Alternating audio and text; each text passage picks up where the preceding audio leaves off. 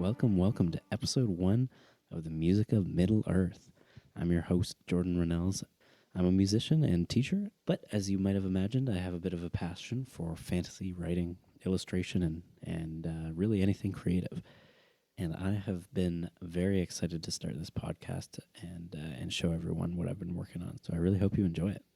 I'm going to be giving you a bit of a guided tour through Howard Shore's incredible music from Peter Jackson's adaptation of J.R.R. Tolkien's The Lord of the Rings.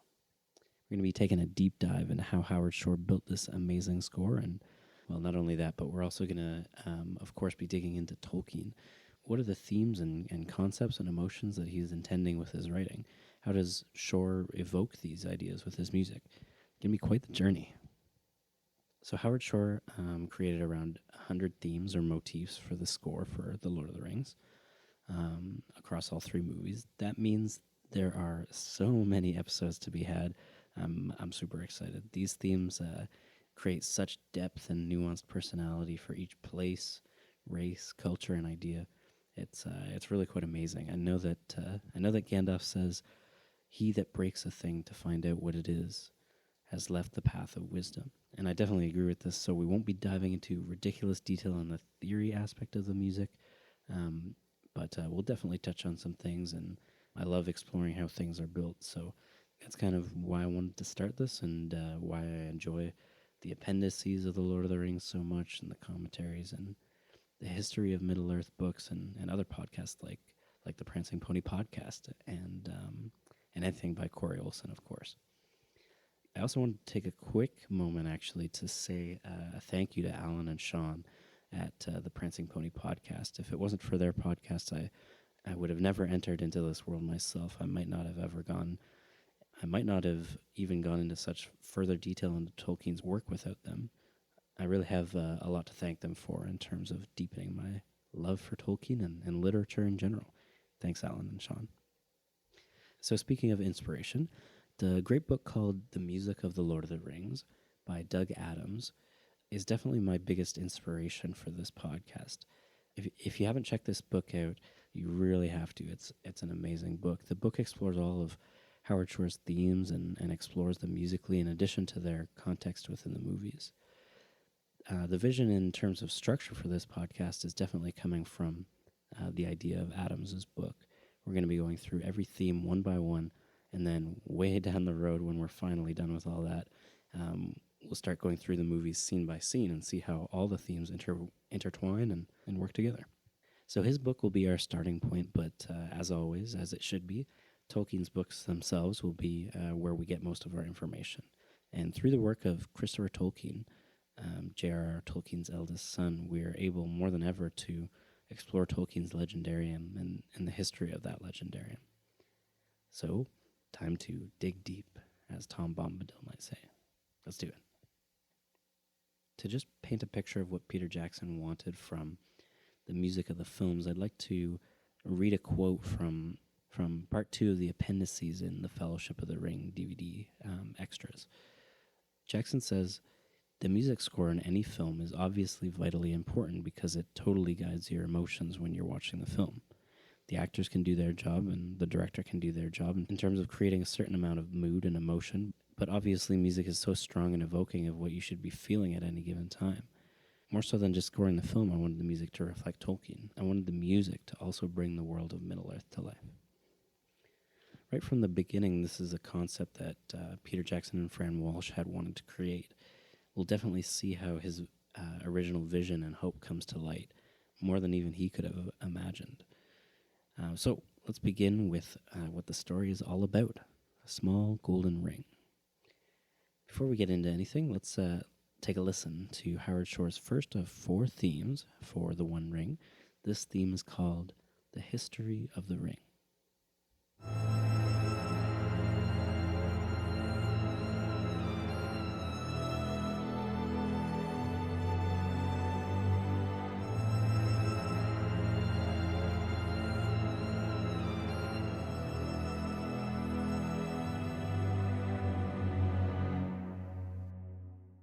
Isn't that awesome?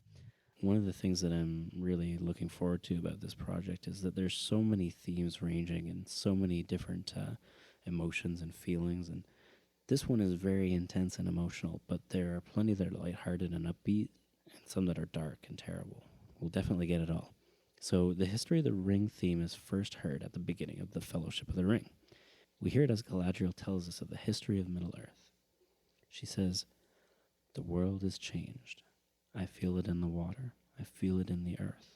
I smell it in the air. Much that once was is lost, for none now live that remember it." And then that beautiful melody cuts through, right over top of the Lord of the Rings title logo, which makes total sense. This is what the whole story is revolving around. And we hear that first and most essential theme begin it all. It also pulls you right into this world super effectively and efficiently, where we're going to see time and again how the music of a film can have this effect of just pulling you in. So we hear the violin that takes the lead melody, and we hear viola, cello, and contrabass underneath, creating that tension, that kind of ominous edge.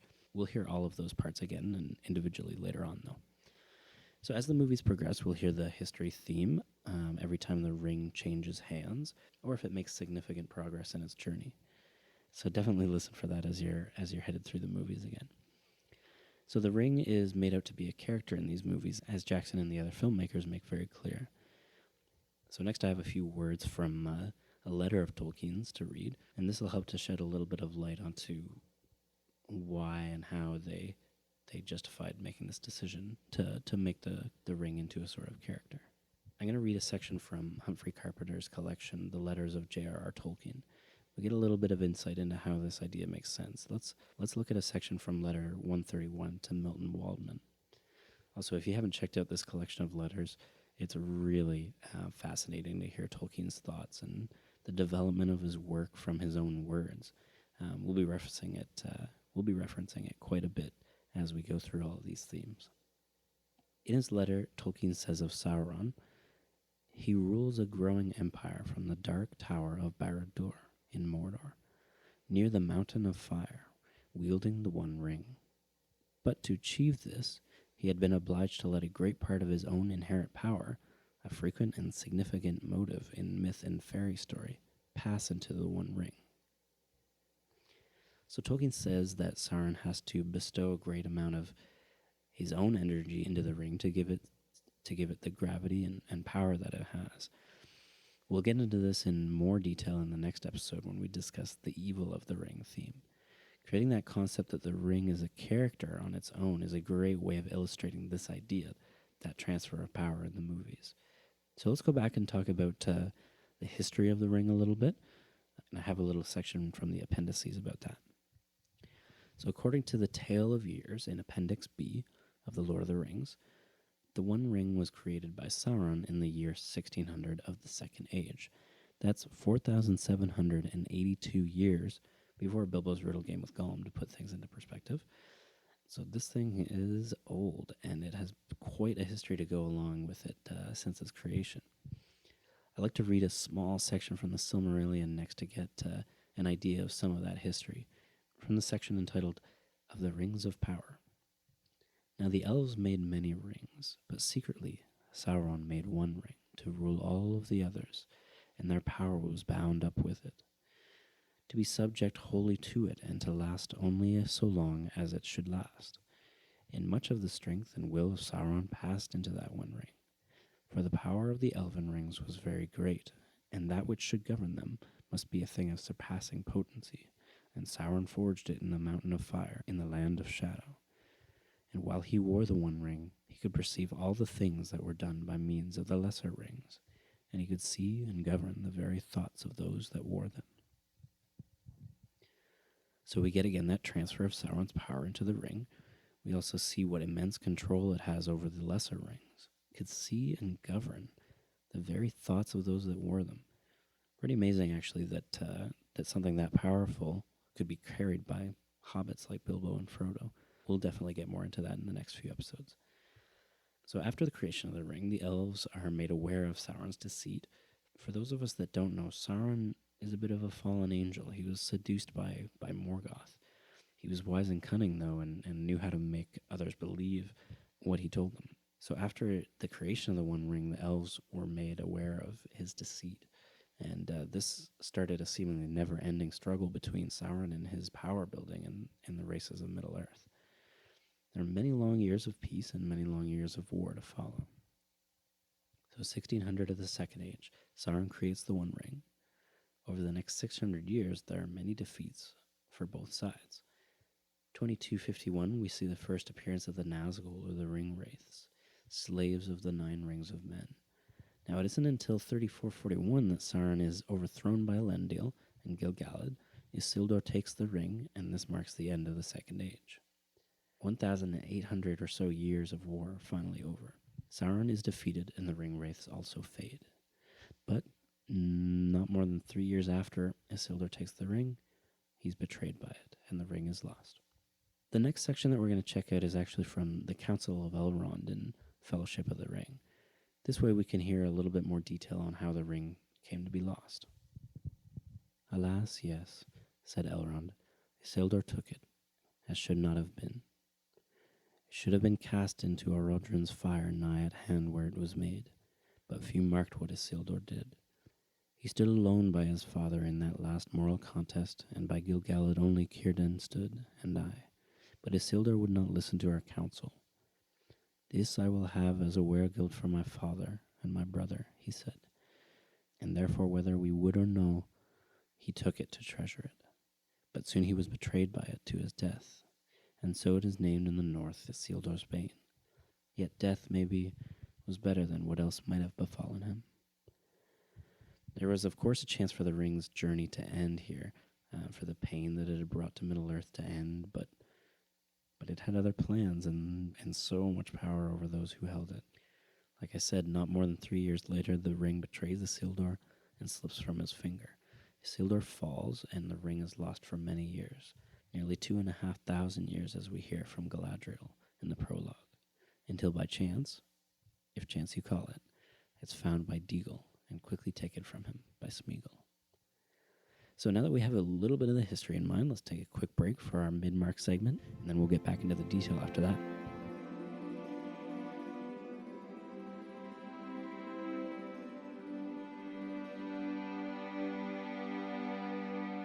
So before we get into the details of the theme from a theory angle, I'm excited to share with you the first of many mid-mark segments we have lined up. Just a chance to have a fun, slightly off-topic, but music or Tolkien-related segment before we really dive in. So I have a few different ones kind of that I'm going to cycle through, but I thought it would be fun to start with Origins of the Orchestra. This is a fun segment where I wanted to include just a chance to talk about the history of an instrument that often plays a key role in the orchestra for film. Since most of this theme really revolves around the lead violin, I thought it would be a good chance to talk about it. There are instruments called the Arabian Rabab and Rebek that came from Eastern Asia in the Middle Ages. And in the 15th century, they came to be played widely in Spain and France, and we can totally see these instruments as one of the distant ancestors of the violin. Let's have a quick listen to what they sound like. This is the Rabab.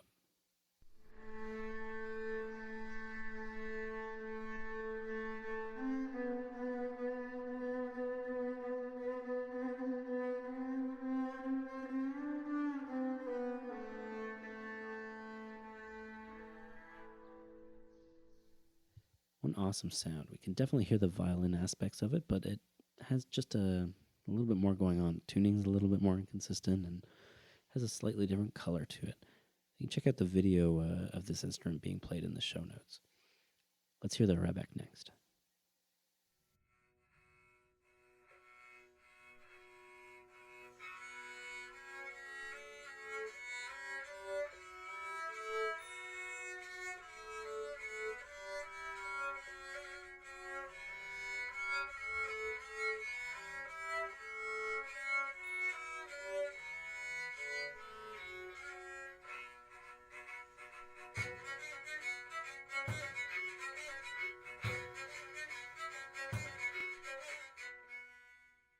So cool. Near the end of the Middle Ages, we also see the introduction of instruments called fiddles in Europe. What's really interesting is that unlike other instruments, when the violin that we know was created around 1550. Um, it's basically in the state that we see it now. The design really hasn't been slightly improved or altered or anything like that. It's basically as we see it now today. Um, and I have a small section from Yamaha's website that talks about that. The two earliest violin makers in recorded history are both from northern Italy. With these two violin makers, the history of the violin emerges from the fog of legend to hard fact. The violins produced by these two still exist today. In fact, the oldest violin in existence today is one built by Andre Amati around 1565. That makes that violin that Amati built at least 450 years old. Isn't that awesome? I'll definitely leave a link in the show notes for that as well, so that you guys can check out that in more detail if you want. All right, there's a quick little history segment for you. Now let's get back to Tolkien.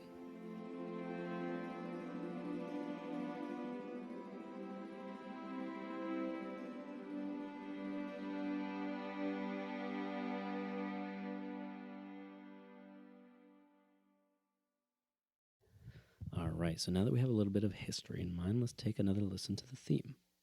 And as you might be able to tell, these are recreations of the music that I've made in my own program. They aren't the true recordings for copyright purposes, obviously. Unfortunately, I don't have access to Abbey Road studios and amazing orchestras to record, so hopefully my samples do the trick for you guys. And I'm always working on improving the sounds, so it'll just get better. All right, here we go.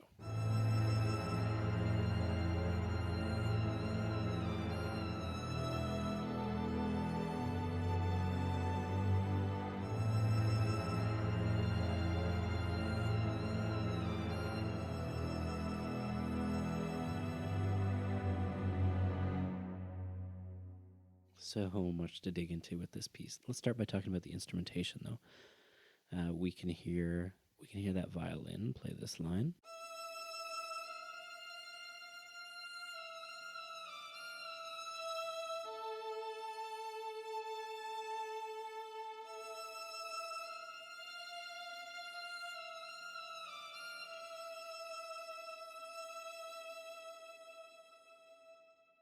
And we can also hear the viola playing underneath. These are two notes at the same time, so we call those dyads.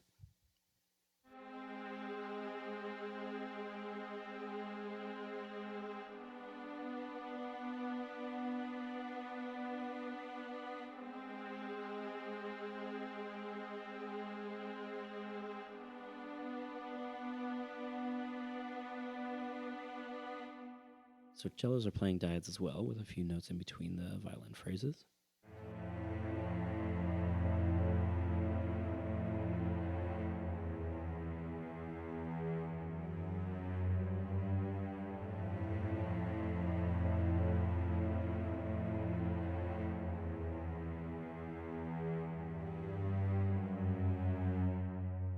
Very nice.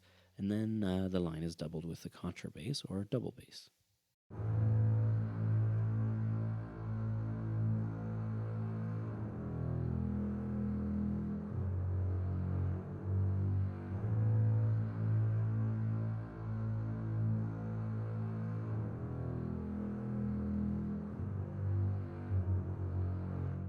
So all strings in this theme, and that'll definitely be a recurring concept in Shore's music as he emulates age and antiquity. Having those strings is a perfect way to make this music feel ancient and really part of the world. For this theme especially, being called the History of the Ring, he needs to establish that age as quickly as possible, and definitely does so with the strings. Having a small string section with only one instrument playing the melody at any given point is a really common way, actually, of creating an emotional, ancient-sounding theme. I'd like to play a small section, actually, from The Real North, which is from Ramin Djawalda's beautiful score for Game of Thrones Season 4. Very simple piece again, but we get that sense of history from those strings for sure.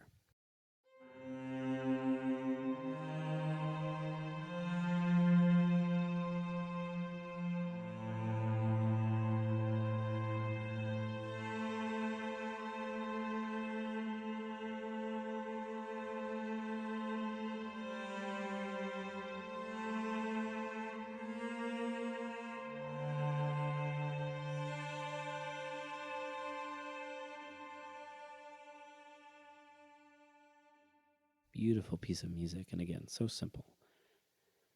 So if we talk about what the history of the Rings intent might be, in Doug Adams' book, The Music of the Lord of the Rings, he talks about three main ideas for this theme.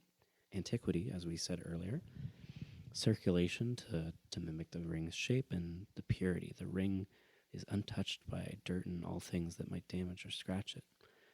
We get that antiquity of the piece from the strings. Now, if we look at the second idea, we have circulation. So listen again to that violin line.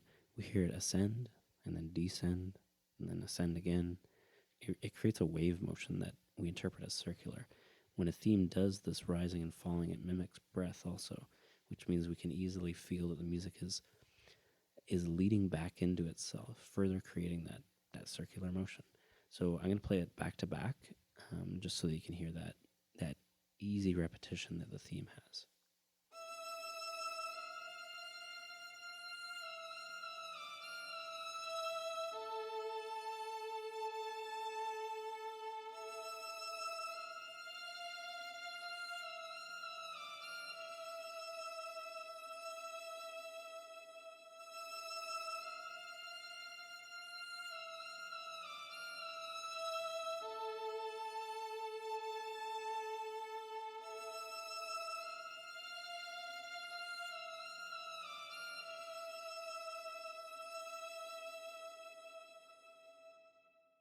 All right, so I'm going to play the violin line on its own. First it rises, and then it falls.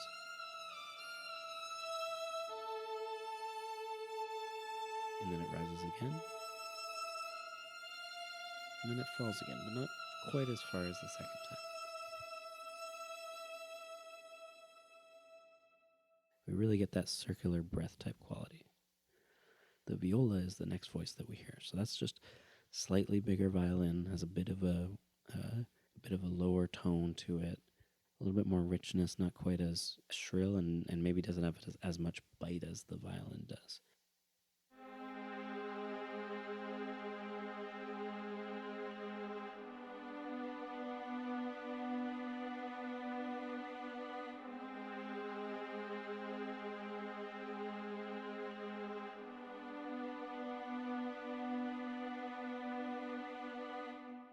Here we have the introduction of the real tension-creating notes of this piece. The note A flat is played here by the viola, but the note that we would like to hear is a natural.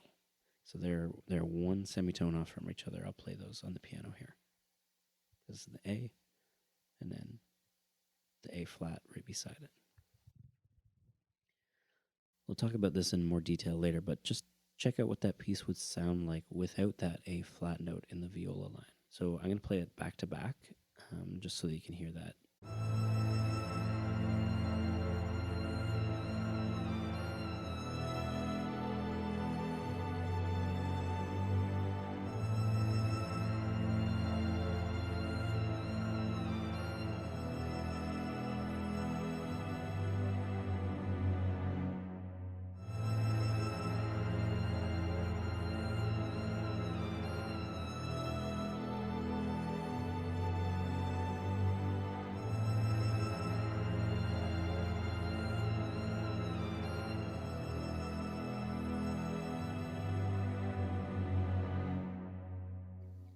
Some of that tension is definitely resolved by changing that note.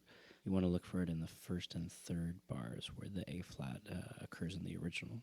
I'll play it one more time.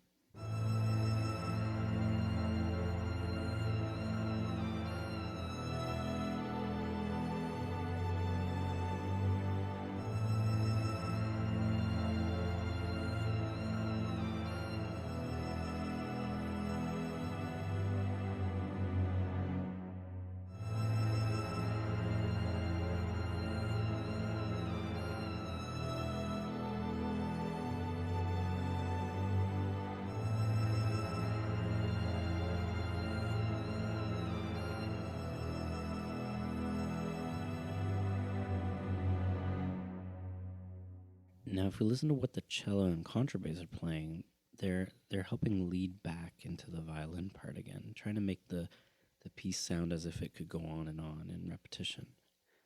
Here's a version with the cello and the contrabass turned up, and a second repetition added so you can hear that restart.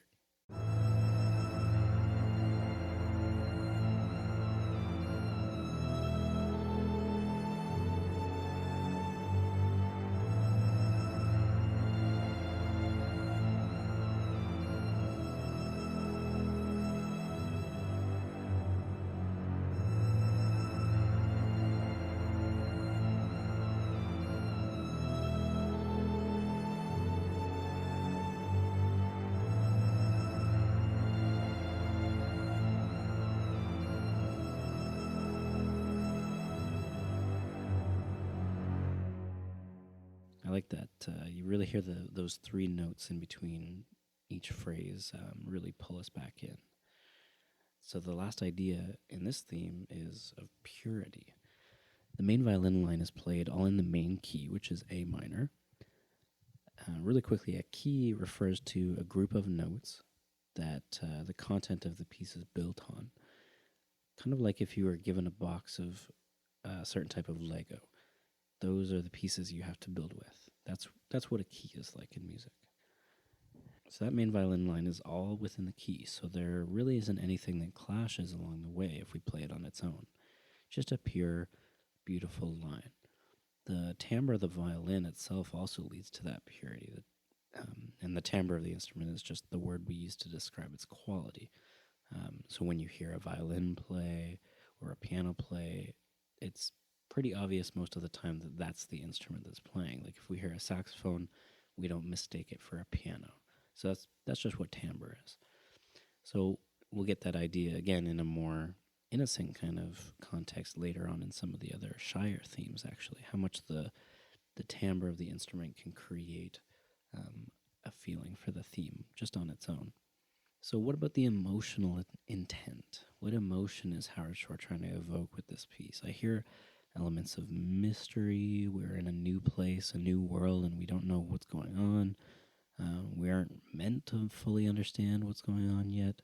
That being said, if we do know where we are and what this is all about going into the movie, then we can interpret that same mystery as a big dose of foreboding, knowing the things that were, the things that are, and the things that yet might be, as Galadriel might say.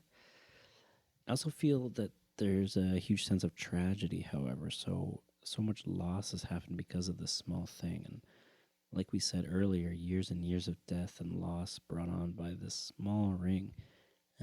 Inevitability would definitely be the last emotion I get from it. There's a sense that resisting the power of the ring, whatever it is going to be a long and painful process, and ultimately not one we can really hope to escape, and as we'll find out in the next few episodes. And as we'll find out in the next few episodes and by the end of the story. So let's dive into how Howard Shore makes all of this happen from a music theory point of view. I'm going to do my best to explain things here for a general audience and not just the people who are really heavily into music theory already. And if you have any questions or clarifications, feel free to send me an email at musicofmiddle-earthmail@gmail.com. Any questions at all, just toss them over, or any comments or anything about the podcast. I'd definitely love to hear about what you guys think of it. So, but to start with, we have our melody that's in the key of A minor. So, again, a scale is just a collection of notes that we're choosing to use for the song or theme. So the tonality of a minor key is slightly dark and somber right from the beginning before we even do anything to it. So let's just play that scale and listen to how it sounds on the piano.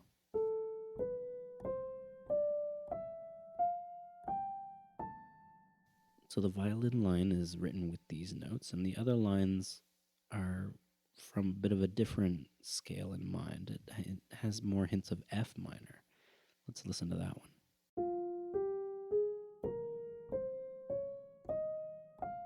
So the main difference here between these two scales in this theme is that in A minor we have that A natural note, but in F minor we have the A flat note.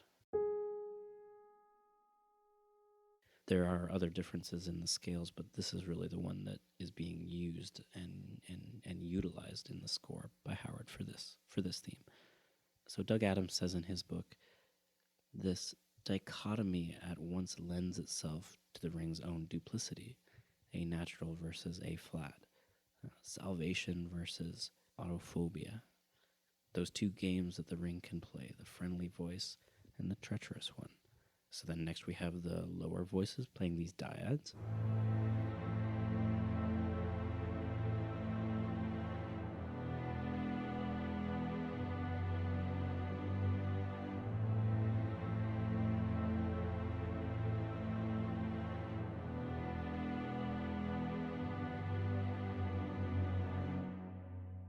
And now we really hear that dark and mysterious sound that we were talking about earlier. What really takes that beautiful violin melody and makes it dark and foreboding are those other notes underneath, and the A flat here clashing with the A natural in the melody. Now, if we line up all the notes that are played at the beginning of the piece in every voice, it'll sound like this. We get something called an A minor triad with an added ninth. So that means we're going to play the A minor triad, which is just 3 notes, with this added tension note on top. Now, try not to be worried or intimidated by these terms. That's not really what we're talking about here. Just listen to what they sound like, and I'll explain some of the pieces of information as we go. Try not to worry about it as we go, and don't try to remember the names of these things. You'll get used to it as we go, and if you don't, it's not a huge deal. At the very first sound of this theme, we hear a bit of that tension because that B natural and the A natural, the two most prominent notes in this grouping or chord, are very close to each other. Let's listen to that.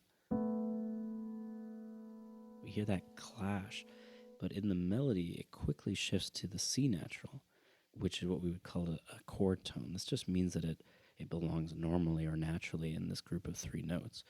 And we don't really have to get into too much detail there, but the notes in an A minor triad are A, C, and E.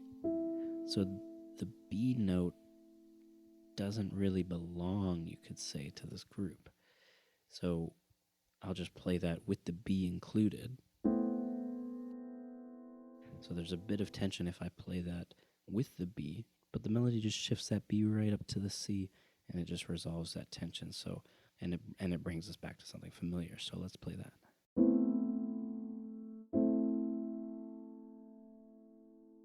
Now the other thing I'd like to point out is in the cello and contrabass, those passages in between the violin melody.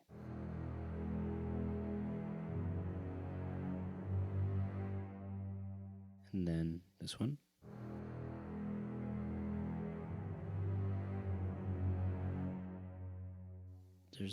There are small little chromatic steps that happen, D sharp to E natural, and then E natural down to E flat. Chromatic just means that the notes are side by side, so as close as they can be to each other. If you hit a note on a piano, the notes right beside that one are chromatic, side by side.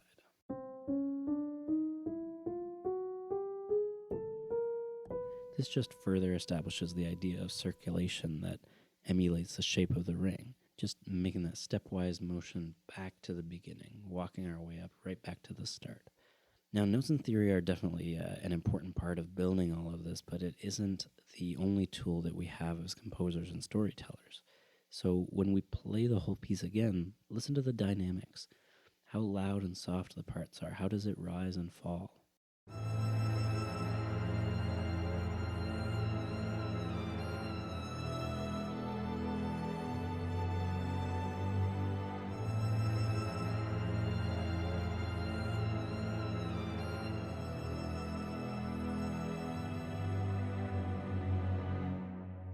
The whole theme is only 4 bars long, but so much is happening in that small space. The last thing to talk about is this really nice rise and fall. Intensity increases in the first bar, and then it falls in the second bar. It rises in the third bar, and then falls again in the fourth bar, with those final chromatic notes swelling up again in a small crescendo. So because the tempo is slow and steady, this rise and fall of the dynamics creates even more of that breathing quality. Slowly rises like an inhale, and exhaling slowly as the volume falls. Small little things like that are what make the theme emulate a push and pull circle movement, the beautiful and yet also terrible aspects of the ring. Let's listen one more time.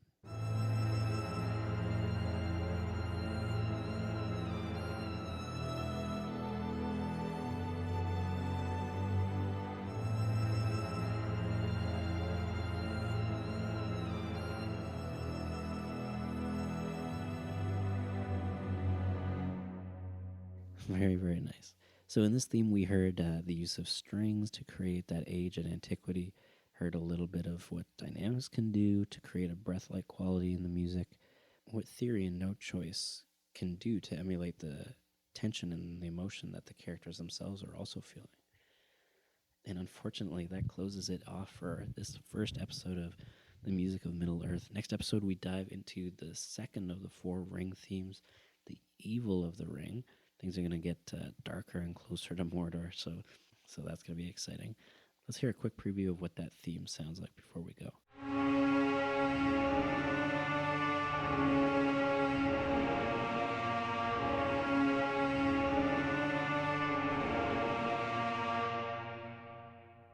Lots to dig into with that one next week, where we'll explore more about how the ring affects our characters and what Tolkien's views on power are in his Legendarium. So thanks so much for listening. This is really exciting. I'm really happy to be able to share some thoughts on all of this music with you guys. So if you have any questions or comments or ideas to contribute, then definitely send me an email at musicofmiddleearthmail@gmail.com. And going to end things off with a little piece of music and one of my favorite pieces of poetry from the book. Unwearied then were Durin's folk. Beneath the mountains music woke. The harpers harped, the minstrels sang, and at the gates the trumpets rang.